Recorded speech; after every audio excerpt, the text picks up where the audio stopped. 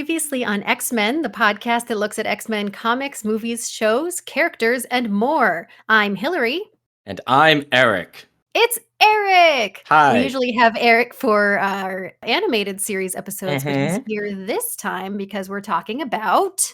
Cable! Cable! And he knows a lot more about Cable than I do. Well, I was gonna say, I know a lot more Cable than your previous co-host for this episode. Oh, yes. You were going to have Nick join you on this? That was the initial plan. And he texted me and was just like, I can't do this Cable episode. I can't wrap my head around him. I don't understand. He was asking me questions. I'm like, yeah, it's this and this. And I told him, I'm like, look, there are reading gaps with me with Cable. Like, the stuff isn't on Marvel Unlimited, so there's huge gaps of my Cable reading when it comes to his solo series in the 90s and the X-Force run, which are pretty, prominent for the character, but I know the things without having read the things. Yes, it's important to know the things. I think that I know more than Nick would have known. Yeah. So at least there's that. And to be fair, like, once you get to the 2001 period, I'm all good. Okay. I've read all that. And I've read all the pre-stuff. It's just, Marvel Unlimited doesn't like to fill the gaps with X-Force and Generation... The 90s X comics have so many gaps. Ah, well, that's a shame. That's a hot time for them. I would have already read them if they were there. You'd be all over it. But, yeah. So my apologies if I get something like Cable's birthday incorrect, but... maybe it's changed 100 times anyway. I'll be pulling what I know about Cable from the air, being like, wasn't this a thing? This seems like a thing. Yeah. All right. Who's his parents? I don't know. You Just know kidding. who his parents are. So Nathan Summers, as a baby, first showed up in X-Men 201 in January of 1986. Born of Madeline Pryor. Yes. And did we know at that time that she was Madeline? Wait, no. We knew she was Madeline, but we didn't know that she was a clone. That is correct, because Claremont was still writing this, like, attempted happy ending for Cyclops, where he was going to go off and be married and have a kid. But we can't have that. Yeah, I think his plan was, like, he'd still come in as a reserve member every now and then, maybe for events, but in general... He was going to be off on his own, having the happy ending that you wouldn't think he could get. And then John Byrne went to Jim Shooter and was like, I hate Chris Claremont, right? Let's destroy his plan. They brought Jean back, and then they had to fix the Jean coming back by basically turning Madeline Pryor into a villain. Okay, yeah, well, good. I sure love all the Madeline Pryor stuff. Oh, brother. So, but that was before. That wasn't Cable. That was just the baby, Nathan Summers. That was baby Nathan Summers. Nathan Christopher Summers. Nathan Christopher after Chris Claremont? No, well, maybe, but after Christopher Summers, Scott Summers' dad. Oh, well, that makes more sense. Yeah. Hey, you know that guy that wasn't really in my life at all, even after he found out I was alive? Let's name our baby after him. Because then you can pretend that he's a part of your life. Nathan/Cable is one of those characters that just keeps getting, like, names. Oh, really? Yeah, he just keeps having different titles and different names and everything, so... Well, that's pretty fun. Yeah. A New Mutant in X-Men, but then... Then, in New Mutants... 87 in 1990, then Cable shows up. And he's not known to be anybody in particular. It's just Cable, hello. Cable is his own thing. In fact, I'm pretty sure Cable is walking around while baby Nathan is still crawling around. Interesting. Well, so Rob Liefeld was the one who gets most of the credit for creating Cable. I mean, Louise Simonson was also there, and I think maybe it was Bob Harris, who was like, hey, we need this character or something. But I'm pretty sure Rob Liefeld had different origins for Cable. I don't know if on his creation he was planned to be the child. Yeah, I don't think so. He was introduced to be like a new leader for the New Mutants as kind of like a foil for Xavier. Which I haven't read anything with that. Yeah, because the New Mutants had been kind of rudderless because they were founded by Xavier and he was their teacher. And then Magneto was charged with leading them because Magneto was kind of on the side of angels at the point. But what Magneto went off on his own to do other things. And so they, for a hot minute, they were leaderless. And Cable was brought in. And yeah, his thing is like Xavier dreams of peaceful coexistence while Cable is training for when that dream doesn't work out. He's not a Magneto thing, like we must subjugate the humans, but he's like, look, the humans probably aren't going to agree, so let's prepare mutants for the coming battle. In case. And so New Mutants only lasts a couple more issues until it becomes X-Force. Yeah, and I read a bunch of X-Force, but maybe it's later stuff. I think it's like a newer version of X-Force with Cable. Eventually, it did get worked out so that Cable turns out to have been Nathan Summers. Yeah. Okay, so now you have to tell me this whole thing, because like I know that somehow Nathan Summers, as a baby or a child or whatever, goes to the future, and then he comes back as an adult. This is basically what I know. So in X Factor, with the original 5 being their own team, they're living in ship and everything, they're battling Apocalypse, and Apocalypse infects Nathan with the techno-organic virus. Right, so that's why he's that thing. He is going to die, and Rachel Summers, a very old Rachel Summers, who's like, we'll take him into the future where we can help him and keep him safe. And Cyclops has to be all like, send my son, never get to see him, never get to be part of his life. And he's all crying through his visor and everything, when really behind the scenes, the writer's like, now he doesn't have a baby. Now he doesn't have a wife. Ha ha ha. Okay, so they sent him to the future. They send the baby to the future. Yes. And we don't see the baby. Cable is in the present now. And we haven't made the connection yet. Right. So Cable's leading the New Mutants / X-Force, and he's also dealing with Strife, who is being presented as Cable's like arch nemesis. And we find out that Strife has the same face as Cable. What? So we're like, what's going on here? Why does Strife look just like Cable? So during the Executioner song crossover in the early 90s, Strife captures Scott and Jean specifically during this whole crossover where everybody's fighting. Apocalypse and Sinister are there. People keep showing up. And so Strife seems really upset at Cable and everything. And through this and other parts, Strife is really hinting. I don't think they ever, I just reread the Executioner song. I can't remember a scene where Strife is like, I'm the baby, but it's very much hinted that Strife is a baby, and Strife is arguing that Cable is a clone of himself. So that Nathan was sent into the future, became Strife, Cable's a clone, and now Strife is full of bitterness because he was abandoned by the Summers. Okay. But later in Cable's own series, it is revealed that Strife is actually the clone, and Cable is the original, and he is baby Nathan Summers that had been sent into the future. Dun, dun, dun. Now, did we know that Cable had this technovirus? Like, was that part of his character before we knew that it was Nathan? When he was originally introduced, you'd be hard-pressed to even argue that Cable comes across as a mutant, because we don't really see him having powers. He's got the metal arm, which seems to act more like a robotic arm than just an arm covered in the techno-organic virus.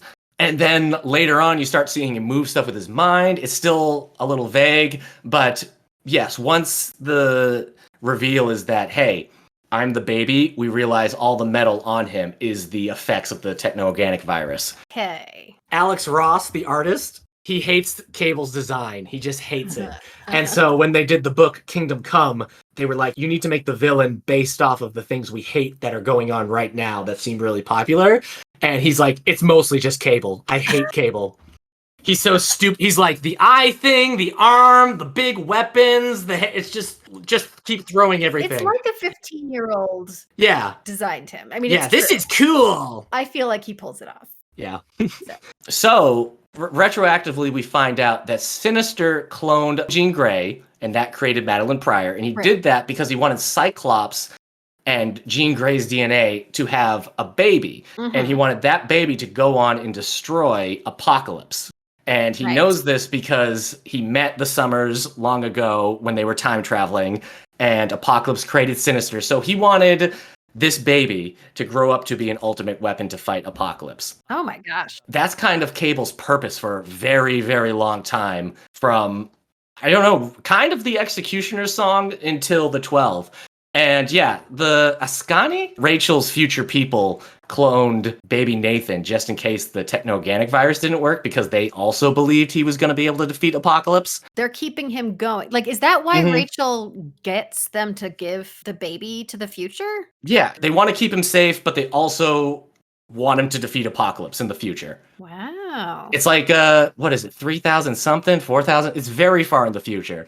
And so Apocalypse captures the Strife clone. And when Apocalypse finds out that he has the clone and not the real Cable, he's really upset because he planned to put his essence into that body. And now he realizes he doesn't have the right body. Okay, but like he has a clone of the body. Yeah, it's not the same. Okay, sure.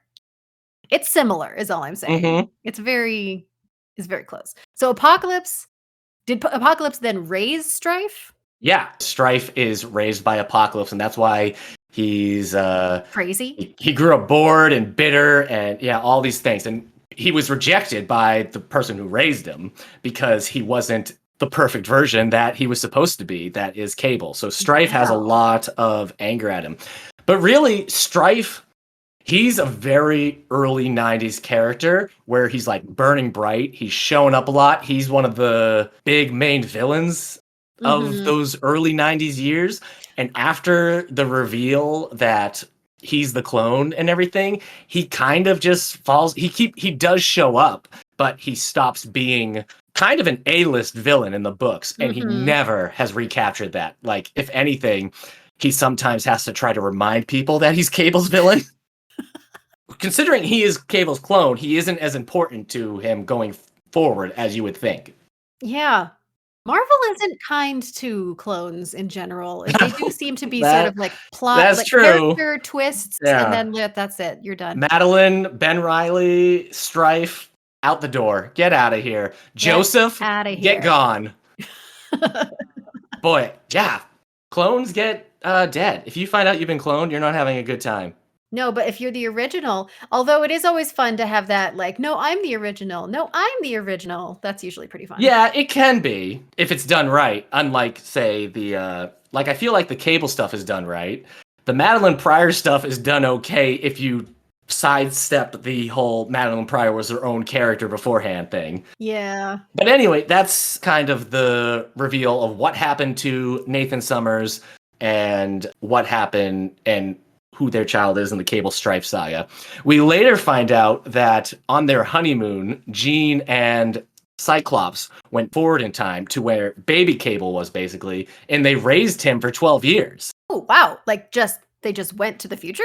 Yeah, the adventures of Cyclops and Phoenix. Yeah, they raise Nathan, and they go by the names Slim and Red, and they raise him for 12 years, and then they come back in time. So nice. Cable has memories of that when he's first introduced and everything, but Jean and Cyclops don't become aware of that until, they get married, and then they're... Because they haven't done it yet. Right. Wow. And so that's where that stuff is revealed. You know what? I wasn't planning on this, but we also kind of have to talk about Nate Gray, don't we? I'll talk about Nate Gray. Okay. At some point in 1995, I want to say it's 95. It could be 94, whatever. Age of Apocalypse happens. Professor Xavier's son, Legion, goes back in time to try to kill Magneto, and instead he accidentally kills Professor Xavier, which stops the X-Men forever being born.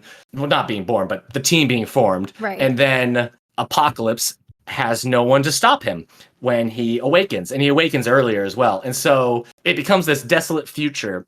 During Age of Apocalypse, Sinister is working for Apocalypse, and he clones Jean Grey and Cyclops, even though they're not really connected. He just sees their DNA as important and everything. He clones the two of them, and that creates Nate Gray. So it's basically just their son.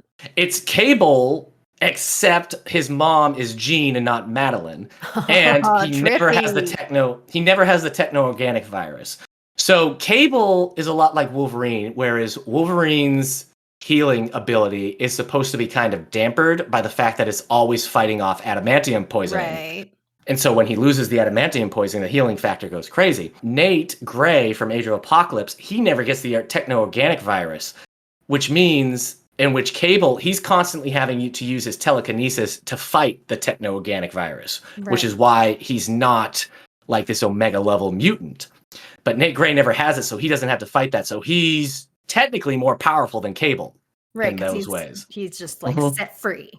And so when Bishop gets sent back in time to stop Xavier being killed and he takes out Legion instead, Age of Apocalypse disappears, but Nate Gray is one of 4 that survived the destruction of the Age of Apocalypse. And so he starts hanging out in 616. Wow. This is so complex. Now, in your opinion, does all of the time travel back and forth, revamping everything, do those things stick together? Like, does that feel consistent to you? Do they keep it tight? Yeah, I mean, I think sometimes with retcons or forgetfulness, you have to put, bubblegum and duct tape on some of them to keep everything together. Like Rachel Summers is Cable's sister, but she's Jean and Cyclops' daughter from the Days of Future Past future. Oh my gosh. So they're technically half siblings. So it's a timeline issue and a clone issue. Yeah, so it's genetically Nate Gray is a sibling / clone, but from an alternate reality. So, wow, the DNA could be different there as well then. I mean, it seems like, because you talk about like having kids and stuff, and like if you have a kid like tomorrow instead of today, it's going to be a whole different person. You know what I mean? Like, it seems strange that Nate Gray, who was conceived in such a completely different situation, would be as similar to Cable as he is. Like with the same power set and everything. Yeah, it's kind of like, well, if this didn't happen, why does Cyclops have to use his visor? In all these alternate realities, like, why are they still doing this? Yeah, because. Yeah. Okay, so Cable's goals for most of the time, besides just hanging out with X-Force and leading them, starts becoming Apocalypse. Like his purpose is to take on Apocalypse and to defeat Apocalypse. So the reason he came back in time was to get Apocalypse before. Maybe what's his future like? Like, what's he coming back from? Apocalypse isn't. Lots of bad people are in charge. Apocalypse is mainly, the person in charge. It's like a bad. It's a bad future. He's always having to. Right. Canaanites or something like that. Canaanites. He has a wife or at least a lover in the future. He has a son, Tyler. Oh, I remember Tyler. Why did I talk from the about cartoon? Tyler? The cartoon cartoon. Yeah. So also during the 90s, somebody's mind controlling Tyler, and Tyler is going to, and it's this whole thing. Cable ends up trying to save the woman he loves, which isn't his mom because the mom character dies. And that causes Tyler to get blasted. And Tyler never forgives Cable for that. And so he becomes the villain Genesis. And in the present, in 616, he's going to restore Wolverine's adamantium and control him and make him a weapon and probably, kill Cable with him. And what happens is Wolverine resists. He goes into a berserker rage. He kills everybody, including Tyler. And so Cable's son is kind of, gonzo at that point and not even in a Cable story. That's cool. That's kind of a random little offshoot because it doesn't really affect the main timeline, right? Right. So Cable, that's his thing. So during the 12 storyline, where this was kind of what's the 12? The 12 are going to do something. It's a long-running hint of things. And 12 mutants are going to allow Apocalypse to become powerful, but then they stop him. And so Apocalypse is defeated. This is the one where Cyclops and Apocalypse end up like merging and disappearing, and so Cyclops is dead for a little bit. Oh, I don't think I know about that. And so Cable, at this point, he's with the X-Men. His own series goes on for a bit. It then becomes Soldier X for a little bit. He, like I said, he becomes kind of listless because his stories are kind of wrapped up, like his identity is revealed. Yeah. He defeated Apocalypse. Any family he has is kind of gone at the point because Madeline Pryor and Cyclops, they kind of have to find a purpose for him for a while, which is harder than not. Eventually, Cyclops comes back. So Fabian Nicieza starts writing a series, Cable and Deadpool, which runs for 50 issues, I think. When is this? This is early aughts now. Oh, okay. This is a really good series. So this is acting a lot as a sequel for Deadpool, because Deadpool, he first appeared in New Mutants and had connections with X-Force a lot. So him and Cable have butted heads before and teamed up. And Deadpool had his own series. It was eventually canceled and all his characters kind of went to the wind. It became Agent X for a while, which we were like, is Agent X Deadpool? It turned out it wasn't, and it had this new cast of characters. And so then Deadpool and Cable, or Cable and Deadpool, have the series. And Cable is now really focusing on being like a messiah figure. He's now trying to make a better future. So he's like making his own island. Oh, wow. And protecting it with his telekinesis and everything. He's kind of leaning into that he's supposed to be this messiah figure. Because he was supposed to save them from Apocalypse. Right. And so Deadpool is there as he's working with Cable, he's helping Cable, they're going on misadventures and everything. Eventually, Cable is part of Mike Carey's X-Men run, which has a bunch of different stories like the Children of the Vault and everything. During that series, Cable seemingly dies. And so the Cable Deadpool series just kind of becomes Deadpool on his own doing stuff. And you know what? If you were to have read Deadpool from his first appearance to the last issue of Cable Deadpool, that's a really good start and finish, because the ending they give Deadpool in that story is really heartwarming and everything. Like, he's kind of found his place. All his supporting cast is there just to watch TV with him. It's a good time. Is it the similar like tone for Deadpool? Deadpool for that is always like this goofy character. Okay. He reads a lot like Joe Kelly and Gail Simons versions of him, which were always my favorites. So I would suggest reading that series in general. It's only 50 issues and it's fun. And there's some really good art for a while. For a while. I can't remember if it stays through, but I remember the first volume when I first read that, I was like, this is good stuff. So Cable seemingly dies during the Mike Carey run.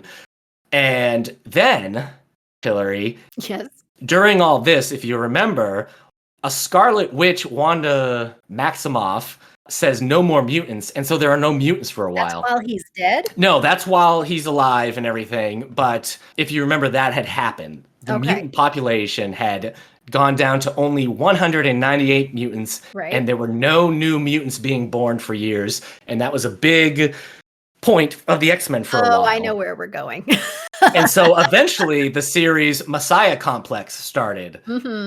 During 2007, and a baby shows up on Cerebro, and it like blows up Cerebro. They're like, there's a baby. The X-Men go to get this baby, but the baby's gone. And so it's this whole storyline where Mr. Sinister's after the baby. Mystique is working with Sinister and after the baby. The X-Men are after the baby. Who stole the baby? And this is the first baby mutant in however born since the No More Mutants incident. Okay. And so they're all very like, we need to get what does this baby mean for the future? This could be our last hope. How is this baby born? Our last hope? Yeah. And so it's revealed the person who took the baby first was Cable. And so he's been running away with the baby. It's then found out that Bishop is working against the X-Men specifically for this, because in his future, the baby is the reason his bad future happened. Oh my gosh. Okay. Which isn't really how it's been written, but now it's being retconned this way. So Bishop is now after the baby as well. Like through time? Are they like jumping around in time portals? Well, during the whole Messiah Complex storyline, everybody's after Cable and everything. And Sinister is after there. Mystique gets a hold of the baby and is going to sacrifice the baby to save Rogue, who is comatose at the moment because she's got that hexagon or whatever. I can't remember the name of hexagon. The Hedakaram, or she has like 1,000 or 1,000,000 people consciousnesses in her because she absorbed that. And so now she is in a coma. And so Mystique presses the baby against Rogue's forehead or something, and Rogue is brought back to life, but the baby's still alive, and Rogue is like, not cool. And so she does her hand trick to Mystique to take her out anyway. Anyway, Cable gets the baby. He goes into the future, and then that's where he's going to keep her safe, kind of like how he was kept safe. Except Bishop does eventually get a time portal, and he starts chasing Cable through time. And the problem in this series, besides the fact that the series is not very good in general. Putting that aside. Yeah, this is Cable. His time machine is broken, and it can only go forward. What? So Bishop can chase him, but Cable can't go back in time. So he can only keep moving forward to outpace Bishop. And so throughout this series, the baby grows up. She's Hope. We don't really know what her powers are going to be or anything. Cable's raising her to be a soldier and trying to explain to her what the past is like, why they have to keep moving. Bishop is constantly after them. Bishop eventually decides, if you're trying to take out somebody on the top floor of a building and you don't know where they are, you should burn the whole building down. Bishop starts destroying parts of the future that Cable has already been. He starts nuking them so that the future where Cable is now has nothing. Wait, you know what I mean? He's just killing people? His reasoning in this series is that when he stops Hope, this future will have never happened. Oh my gosh. So he's killing people that will no longer exist anyway. This is not a good time for the character of Bishop, and he's kind of ruined in a lot of ways forever. But yeah, he basically destroys the world with poison and blast and monsters. He's basically trying to leave no safe spot for Cable to jump to. Wow. Eventually, they start going back in the past, without great guidance, so they keep jumping backwards in time now, and Bishop is after them, and eventually they send Bishop so far in the future that he's lost, and Bishop is like, you know what? I was more of a father to that kid than you, Cable.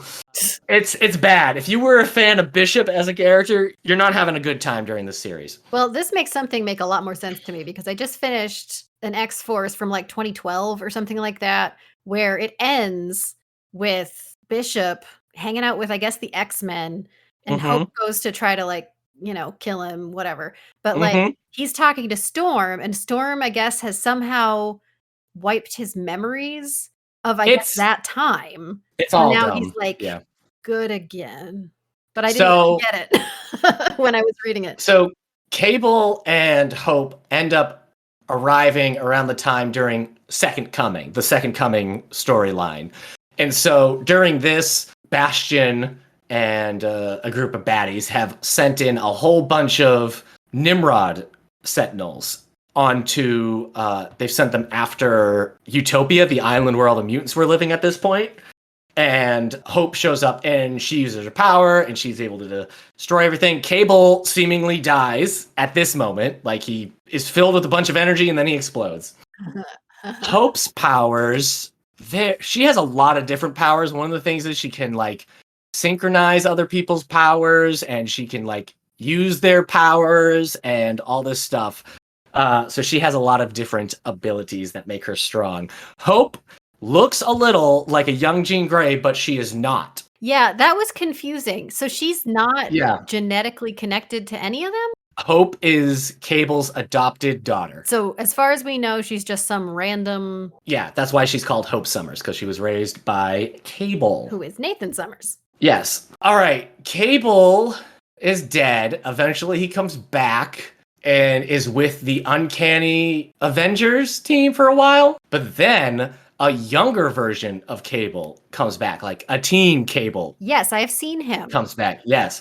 He comes back. Yes, there was another X-Force series. Sorry. There were other Cable series, but I can't remember anything really important happening in them, and they were never that great. I think you just read them, the one where Colossus is really upset because he had just had the Phoenix Force during the Avengers vs. X-Men storyline. Yeah, he's upset for a hot minute and goes to prison also for a hot minute, but then he spends the rest of the run making out with Domino. Yeah, they're also rehabilitating Forge at that moment. I love Forge, and who's the guy? Do you know who's the white-haired doctor guy? That is Dr. X, Dr. Nemesis. Dr. Nemesis. Yeah, he and Forge have this old married couple vibe, and it is just my favorite part of the entire run. You know what? I like that character too. And he just appears in this run. I've never seen him before. I know nothing about him, but I enjoyed him. He's in the Utopia stuff. Yeah, he's a fun character.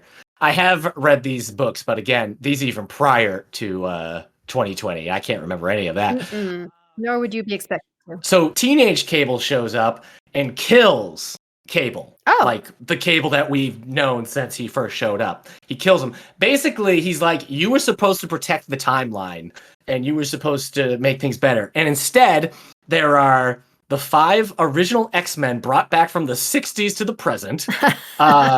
You have Old Man Logan running around. There are all these other time things going on. You failed, and so he kills him, and then he hangs around, and he's there during the House of X, Powers of X stuff, and I'm somewhere at that point now. Okay. Because I've seen, he's popped up in several runs that I've read recently. I feel like a lot of the like crossover things that I've been reading, he'll show up. Yeah. He always feels like more of like a wholesome version of Cable. So I'm surprised a little bit came to kill the real guy. In the post House of X, Powers of X stuff, they do kind of play on the he's a teenager and Cyclops is his dad and he sees Jean Grey as his mom. And so he does kind of become like a teenager who's just happy to hang out with his parents. Yeah. I haven't read much more past that, so I can't comment. I'm pretty sure Cable returns, like older Cable returns, but that's kind of his story for a bit. Sorry, I don't have more deets. I mean, that's a lot of freaking deets that you got there. Okay. Oh, did you read the Ultimate X-Men run? Oh, yeah. So because apparently according to Goodreads, I read this, but like back when I was a teenager, and I looked at it again a couple days ago, and I would swear, like, not only do I have no memory of the story or anything, but like there's like snippets of characters who are in situations from other issues and stuff that I have no idea what is happening. And I've like read these Ultimate things. Yeah, this is Robert Kirkman's run. Cable comes back in time, but it's not Nathan Summers. It's revealed that this version of Cable, the Ultimate Universe's Cable, is actually Wolverine from the future. Yeah, they kidnap. They're also trying to prevent apocalypse and everything. So I did not hate Robert Kirkman's X-Men run, the Ultimate X-Men stuff. I picked it up later because I didn't like his first 2 issues. So I was like, I guess I'm done with Ultimate X-Men because I really liked Brian K. Vaughan's run. And then when I got Marvel Unlimited, I'm like, you know what? I'm going to go back. And I read all that. And I'm like, I'm actually having a good time with the Kirkman stuff. So that's interesting. That is where I would end the Ultimate X-Men run, because then after that it becomes Ultimatum and it's not good. So, and I'm a unironic and unembarrassed fan of Ultimate X-Men, so you know. I always liked Ultimate because it was like I had never really read the comics. I just liked the show. And then when Ultimate came out, it felt very accessible to me. I don't know if like they had just started with the trades or something, but it just felt very accessible. And so I read through all of those. It was accessible and it was new and it didn't have all that baggage. And Mark Millar's run was less about character drama and more like what's a cool thing that these guys can do and stuff. So like as a teenager, I loved it. And that was a series I really enjoyed for a while. Yeah. Cool. What else do you have? Oh, well, in the animated series, we know he was voiced by Lawrence Bain. Yes, who is a very good voice for Cable. Very good voice. Very engaging and like... He's got that gruff, like, I'm a soldier from the future voice, but they also give him a lot of funny lines. Yeah, he feels like G.I. Joe to me in that show. They play him as a very, like, reasonable soldier from the future. Whereas Bishop, when he first appeared, he was a real hothead from the future. He shot first, asked questions later, like kind of like Cable did for a while. But even in the cartoon, Bishop was like, there's something wrong with the time stream. I'm going to fix it. But he was still like, I'm just going to blast anybody I got to until the future's okay. Right. And Cable's a lot more level-headed, like, sit down, figure out the situation in that, Yeah, for something as series. grandiose as, like, time traveling and, like, chasing people through Yep. time, he's very, like, deal with it. And like they said on our interview with the Lee Walds, a lot of the characters they were writing at the time were new and didn't have a lot of history, or, you were still figuring out exactly what their character traits were. And Cable is definitely one of those. Like, Mhm. in season 2, when they're like, Tyler is in the future and he disappears because the past is being messed up, Tyler is a new addition to all that stuff than when the cartoon started.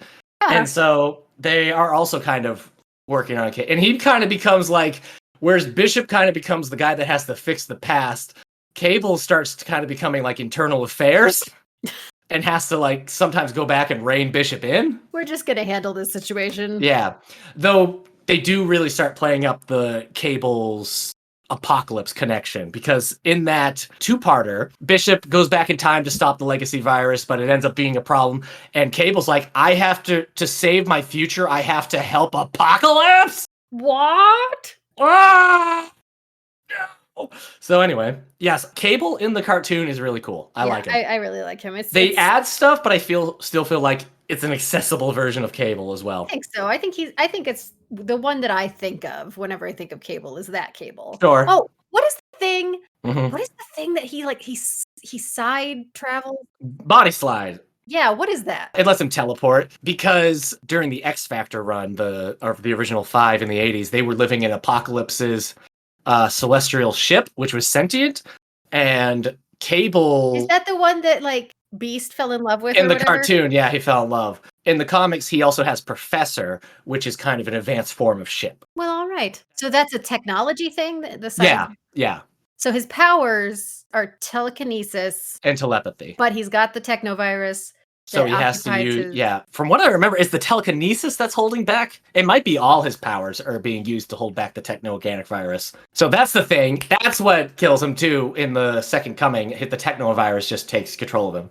But anyway... He was in Deadpool 2, played by Josh Brolin. I don't necessarily love that Cable, because... they streamline his entire history, but streamline it into a point where, like, nothing sticks. He's just from a generic future where his wife and daughter die from something, and it turns out it's Rusty Collins' fault, right? The kid from Hunt for the Wilder People that Deadpool's protecting. So he kind of goes into Terminator mode to trying to kill him, and then that becomes a thing. But it just didn't necessarily... I guess it was a fine portrayal, but like there was nothing behind that was connected with Cable other than he's from a bad future.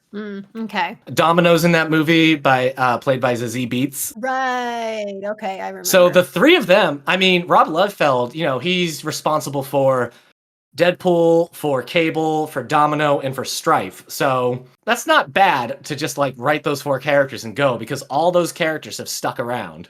Yeah, that's true. He looks good for Cable, Josh Brolin. Yeah, he's got the look. But yeah, the cartoon version is much more, like most of the things, is much more faithful to Cable.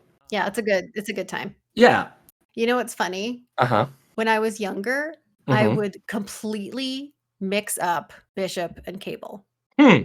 Okay. Like they were just time traveling dudes. I had no idea what was going on with either of them. Okay. And I couldn't remember which was called which and like all this. Well, one is black and one is white. There is that. So, there is that. There's a little difference there. Cable's from a much further future. Even though technically he's from the present. Cable's from further in the future? Yeah. Bishop's from like the days a little bit. He's from not too far from the Days of Future. And Cable's like thousands of years in the future. Oh my gosh. Okay. Yeah. Wow. Okay. Well, the only other thing that is in my notes is that when this episode comes out, it will be about Eric's birthday. Oh, I've been tricked. I didn't even put that together. So if you are listening to this, it may be or shortly after Eric's birthday. So I'm turning 37. Do you know how close to 40 that is, Eric? It's pretty close. I'm older than a lot of the people I used to look up to. Oh my gosh. Yeah. Well, not older than they are now. No, but I was also always older than Kitty Pryde for a while, and now I'm much older than her. Oh yeah. I mean, I'm older than Marty McFly, you know. I will always be ahead of you though. Like I'll Yes. go into By the like void yeah, before you. by a year. Yeah. It's fine. It's okay. I mean, I'm older than Hugh Jackman was when he first started playing Wolverine, but it's fine. But he's still playing Wolverine, even though And he he's said older he than wasn't me. going to I know. Well, anymore. nobody went to go see The Sun, so The Sun? the movie he was in, The Sun. With, Well, your point stands yeah. because I Yeah. don't even Well, know yeah. what that is. If you don't go see The Sun or his other movies, he's gonna have to keep coming back as Whatever. Wolverine. They'll just Yeah. have to keep doing it. I'm okay with that. I'm okay I with that. saw Remembrance. So That sounds like something maybe I've seen, but I don't remember. I don't go It's out and not. see every Hugh Yeah, Jackman movie. Like he's not a person that I seek out. well, it was a sci-fi like detective movie, but it really didn't. It wasn't great. It started Oh, I better think than I it. did watch that. The first half is better than the second half, and a lot of like. I wanted it to be really good, but I didn't think it really did it. That's rough. Anyway, Hillary, do you Yes. like the character Cable? I do like the character Cable, and honestly, I think I had more of his storyline down than I Yeah. thought I did. The Like thing, once I you mean, like go through it all, I'm like, yeah, Uh-huh. okay, sure, but it's like Right. it's sprinkled all over because Right. like I've never read Cable's story. You know, like Uh-huh. I haven't been like from here to here to here to here. Mhm. I've only picked up on things here and there, like in other Mhm. things that I've read.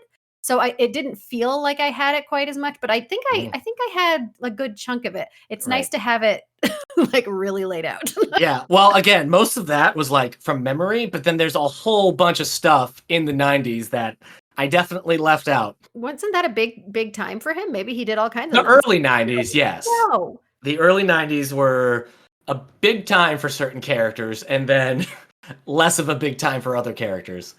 That is how it goes. And then yeah, certain stars, stopped burning as bright. Like Bishop definitely burned bright and quick. Cable, because he was tied with X-Force, he probably lasted a little bit more in his popularity, but only a little bit longer. Gambit also, like, his solo series in the late 90s, was canceled after 30-something issues. So Don't you dare denigrate I'm just Gambit. saying the cool characters of the early 90s were finding out that the times they were changing in 99. I like Cable without having read a bunch of his stuff. I also really like the idea of Cable. Mhm. Like when I first started getting into the X-Men, Cable was one of those characters like, what's his deal? What's his history? What's his power? Like all of that. It felt so unknowable to me, even though I knew a lot of the answers were out there. Mhm. But a lot of what drew me to the X-Men was just this maybe not the convolutedness, but just this like deepness of lore and connection of characters and all these interconnecting storylines and everything. Like that's what really, yeah. And so like, I think some people might see Cable, like some people might see it as just like, that's just too much. That's impenetrable. That's dense. But like for me, that's kind of the stuff I love about the X-Men. You want to be able to just keep diving and finding more. Yeah, to be like, wait, they went into the future and raised the baby they sent in the future earlier? Yeah. And then they met Mr. Sinister, and that's why he wanted to make the baby? You got to do some Cable fanfic is what I think. That stuff is just like, yes. And I think that's part of the reason why when I was reading the Marvel G.I. Joe comics that had come out in the 80s as well, it kind of had a similar vibe to that. Like, oh, wait, this character and this character. There are some, like, things like that. Like, now I can't really do it like I could. And, it's like you said, like, you knew a lot of that, but, like, at 37, you're just trying to remember your keys most of the day. So. Well, all of your Cable knowledge is just pushing out things like where I know. I have to make a new password like every 24 hours to use the internet. And I'm supposed to remember that he's like Cable, he's Nathaniel Christopher Summers Dayspring. You know what I mean? And yet you do it, and you do it so well. It's crazy to me that like you can show me all of the Hellfire Club members, and I remembered it when I saw him on the cartoon, and I couldn't remember it now. Yes. The big guy that could control mass. Yep, can't remember it now. Eventually. Yeah. Leland? Ah, dang! It's there. No, All right. it's No, not it's Leland. Leland, is it? It's Leland. I felt like Leland was a different one. Oh my Mm. word. Oh Whatever. well. Whatever. Well, anyway, so everybody say happy birthday to Eric. Hey, thanks. It is Harry Leland. Boom, boom, Harry boom! Leland. Look at that. I've remembered it. Don't ask me how old my nephew Firing on is. all cylinders. Yeah. Okay, so next time we see Eric is going to be the animated series as usual. We've got Secrets Not Long Buried and Nightcrawler. Okay, yeah, I thought so. I knew it was Nightcrawler. I couldn't remember what the other episode was. Yeah, Secrets. Do you know what? I can't remember what that is. Yeah, it's a Cyclops episode. Oh, interesting. Okay. Yep. I like Cyclops now, so yeah. That'll be fun. Thank you to Prophetic Music for our theme song. Previously on X-Men is brought to you by the Radio Meanwhile Network. Other shows on the network include 90s Music Got Me Like, This Endorian Life, and 9021 Here We Go. Follow us on Facebook or Twitter at Previously on X. Please rate, subscribe, or share the show wherever you get your podcasts. Bye-bye. Bye. Woo! Happy birthday.